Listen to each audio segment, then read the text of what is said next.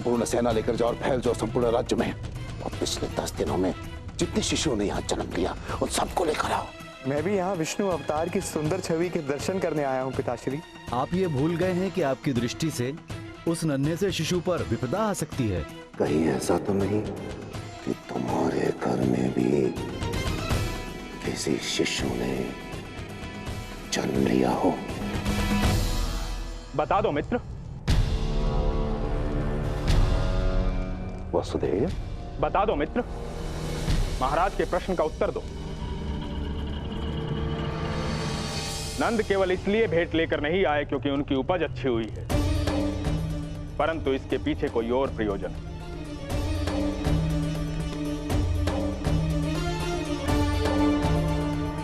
बता क्यों नहीं देते मित्र कि तुम इसलिए ये भेंट लेकर आए हो क्योंकि महाराज ने मुझे कारागार से मुक्त कर दिया है?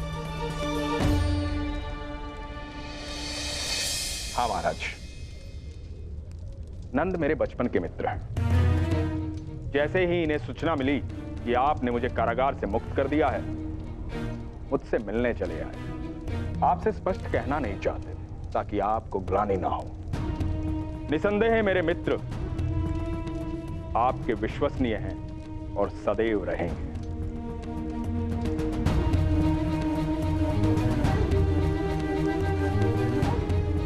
क्या ये सत्य है? हाँ महाराज, मैं आपको भेंट भी देना चाहता था और आपको अपराध बोध का अनुभव भी नहीं कराना चाहता था। क्या ये सत्य है वसुदेव? असत्य का प्रश्न ही नहीं है महाराज।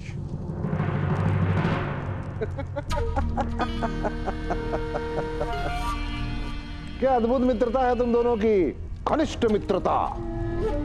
तो ठीक है, मैं तुम्हें प्राण दान देता हूं, अन्यथा तुम्हें भली भांति पता है कि मैं क्या कर सकता हूं। मित्र नंद, सब कुछ महाराज के लिए लाए हो या मेरे लिए भी कुछ शेष है? महाराज, आप आज्ञा दें तो मैं अपने मित्र को आतिथ्य के लिए अपने घर ले जाऊं? हाँ हाँ, आज्ञा है। प्रणिपात महाराज। जाओ जाओ। आओ मित्र। चलो मित्र।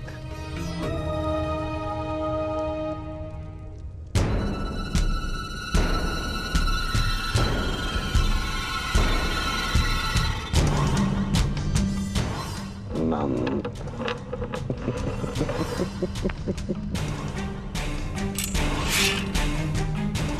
अवश्य मुझसे कुछ छिपा रहा है, परंतु शीघ्र ही मुझे ज्ञात हो जाएगा कि नंद मुझसे क्या छिपा रहा है। ये क्या आर्या, मेरी तो जैसे श्वास ही अटक गई थी। यदि पिताश्री वासुदेव सही समय पर नंद बाबा की सहायता को न आते तो नंद बाबा का क्या होता? इतना भयभीत क्यों हो रही हो रुक्मणी? भला कभी भय से कुछ टल पाया है? नहीं, होता वही है जो नियति में। नंद बाबा की मृत्यु कंस के हाथों लिखी ही नहीं थी, तभी तो नंद बाबा को मारने को आतुर कंस उन्हें मार नहीं पाया।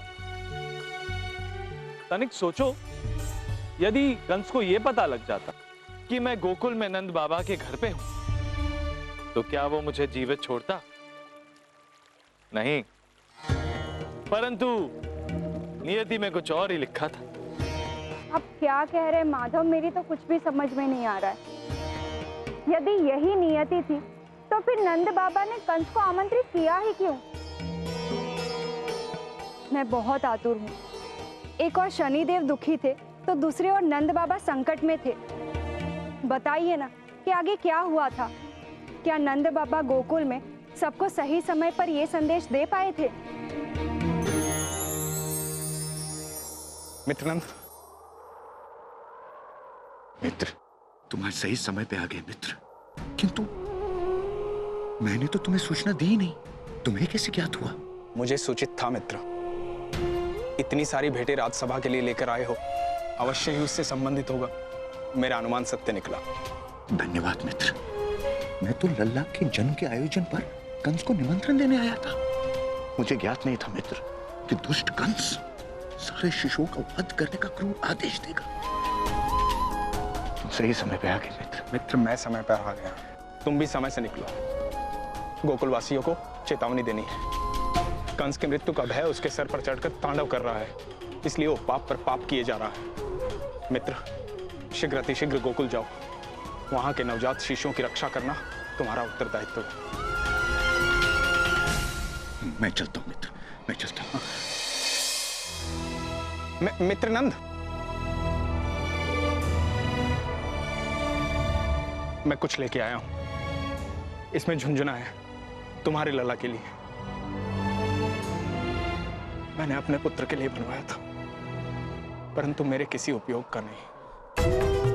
तुम्हारे लला के खेलने के काम आएगा। मित्र, वैसे भी तुम्हारा पुत्र मेरे पुत्र के समान ही तो है।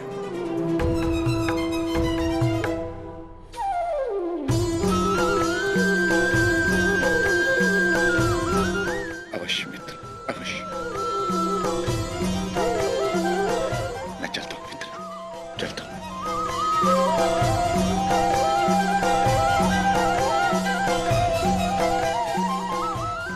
हे ईश्वर, मेरे मित्र नंद को और मेरे पुत्र को सुरक्षित रखना।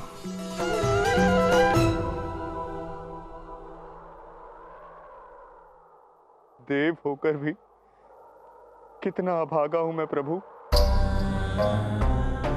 मेरे साथ ऐसा अन्याय क्यों प्रभु?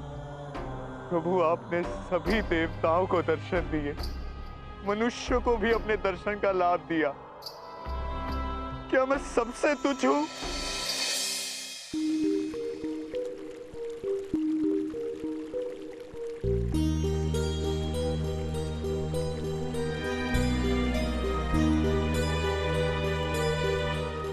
क्या हुआ रुक्मणी? कहाँ खो गई?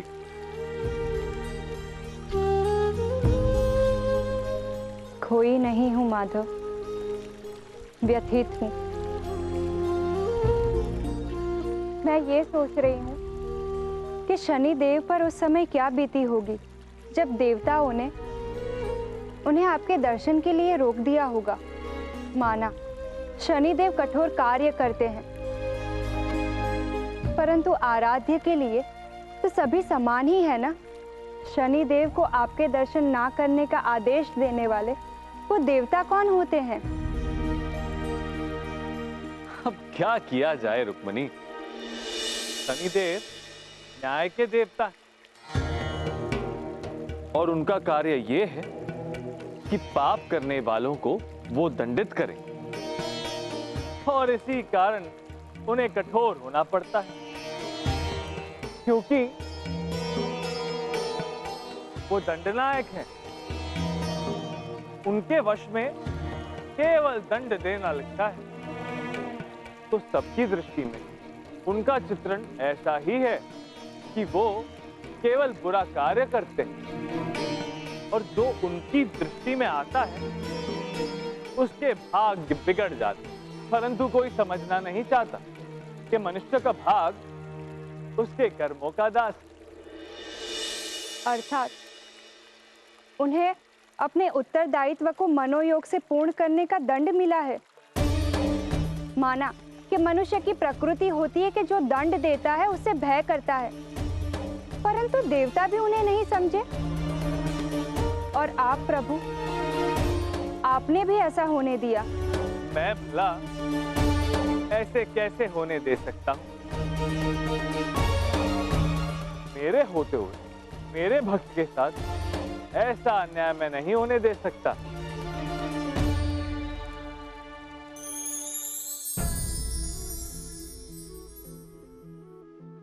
घनघोर घटा कर कारे, चुपचाप खड़े मुनिवर सारे।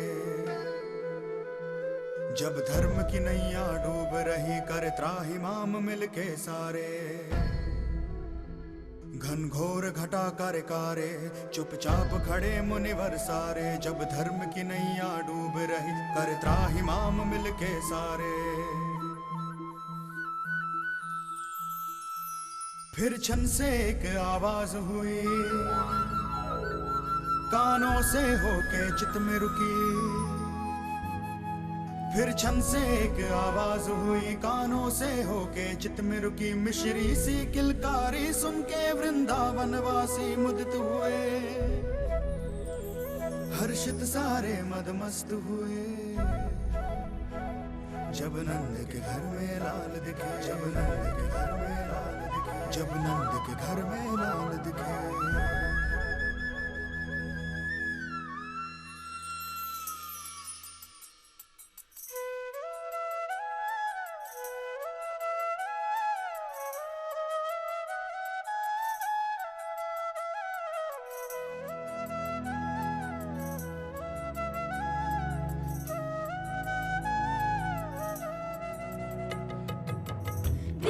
यशोदा तोरा लालना, झूले पालना। मुस्काए धीरे धीरे, शोभे तोरा तोरा अंगना। नैने प्यारे मन को लुभावे, लूट चैना कैसे पहनाऊं इसको कंगना। अंग इतने कोमल है ना, रंग तेरो मन मोहनी। ताको सारी सारी रहना।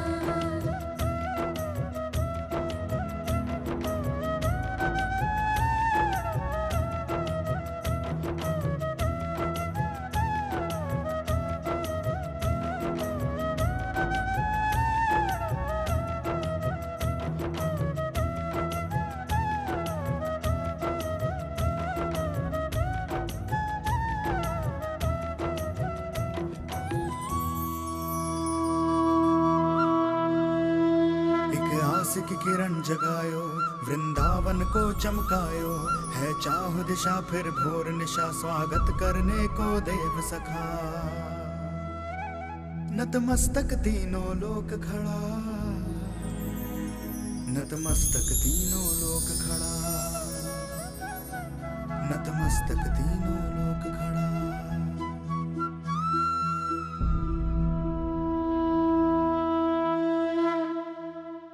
देखो दाऊ, हमसे मिलने कौन आए हैं?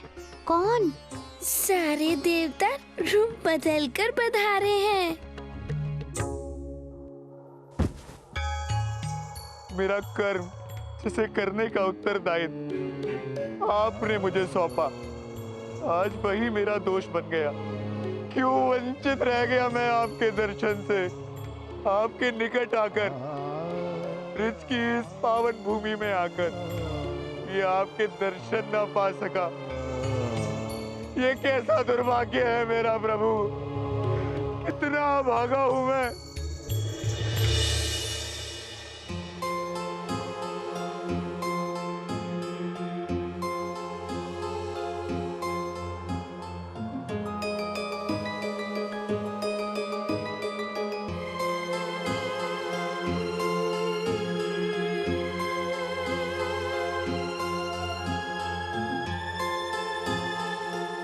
ठीक है प्रभु, आपने मुझे अपने दर्शन का लाभ नहीं दिया, तो इसमें आपकी कोई लीला ही होगी।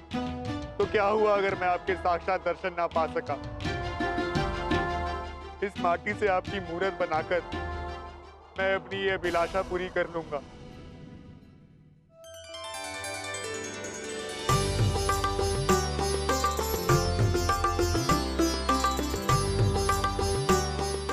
जीजी, जरा देखिए तो, ऐसा लग रहा है जैसे किसी गोद विषय में बात कर रहे हैं। हाँ यशोदा, सही कहा तुमने। लगता है दोनों भाइयों की खूब जमेगी।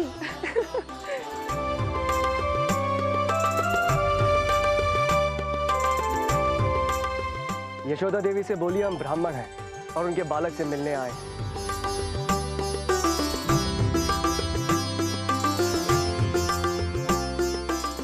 यशोदा रानी, द्वार पर ब्राह्मण आए, वो लल्ला के दर्शन करना चाहते हैं। ये तो बहुत अच्छी बात है। ये तो मेरा सौभाग्य है कि ब्राह्मण देवता खुद मेरे लल्ला को आशीष देना चाहते हैं। मैं अभी लल्ला को लेकर आती हूँ। चलो लल्ला, ब्राह्मण देवताओं को मैं तुम्हारे दर्शन करा दूं।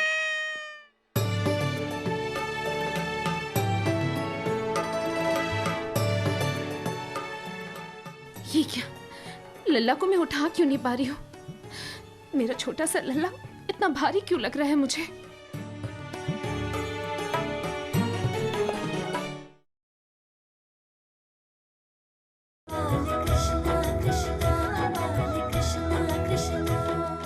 और कितनी प्रतीक्षा करनी पड़ेगी?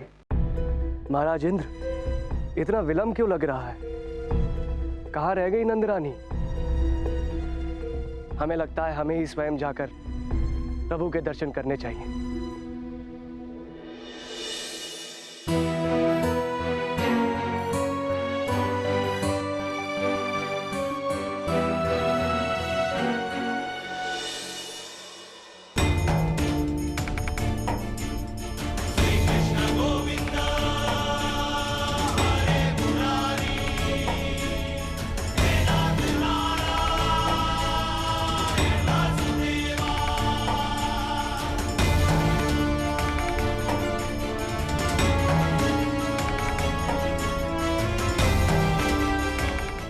यशोदा,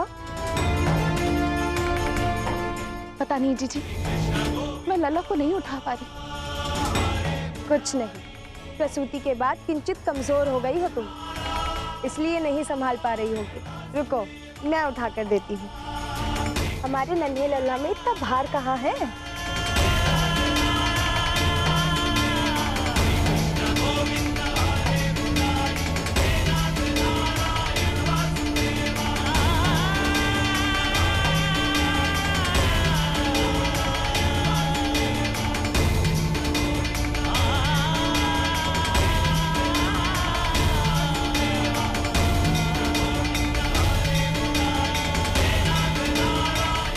यशोदा, लल्ला तो मुझसे भी नहीं उठ रहा है। ये कैसे हो सकता है?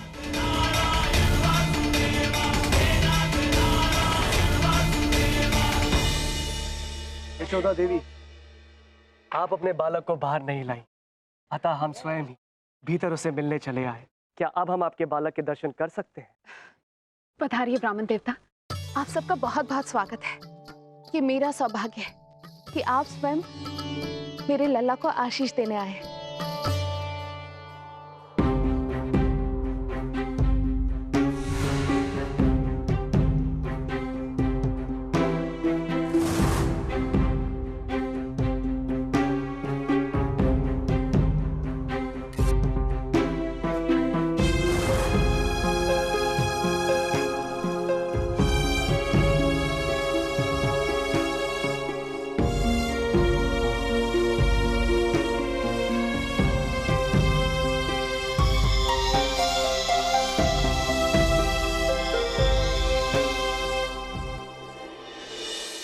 आइए, हमारे दोनों बालक को आशीर्वाद दीजिए। आइए।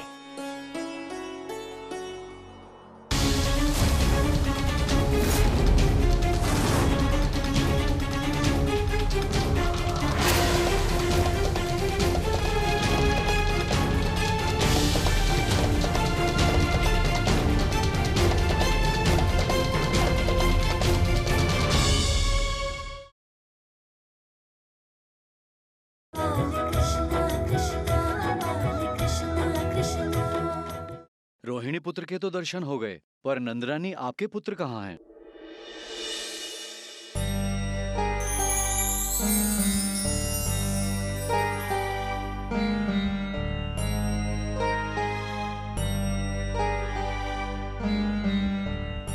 कितना सुंदर है हमारा लल्ला। हाँ, कितना मनमोहक है। देखना, एक समय ऐसा आएगा इसे देखे बिना गोकुल में सूरज भी नहीं उगेगा। बड़ा सुंदर है लल्ला यशोदा बहन। कमल जैसे नयन, मक्खन जैसे कोमल हाथ पांव। गोपियां दिन भर तुम्हारे घर इर्द गिर्द मंडराती रहेंगी। यशोदा देवी, आपके लल्ला कहाँ है? ब्राह्मण देवता, लल्ला तो वही पालने में है। ये कैसी लीला है प्रभु की। प्रभु, सभी आपके दर्शन कर पा रहे हैं, फिर केवल हम ही आपके दर्शन से वंचित क्यों हैं? प्रभु जब यही है तो हमें दर्शन क्यों नहीं दे रहे?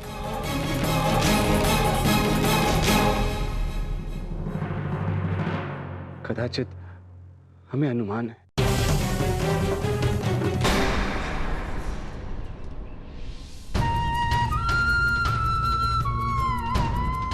ये देखिए, यहीं पे है प्रभु, यहीं पे है वो। इसी स्थान पे जहां हमने उनके एक भक्त का तिरस्कार किया था, शनिदेव की गोद में है प्रभु। हे प्रभु, हमसे बहुत बड़ी भूल हो गई, हमें क्षमा कर दीजिए प्रभु, हमें क्षमा कर दीजिए।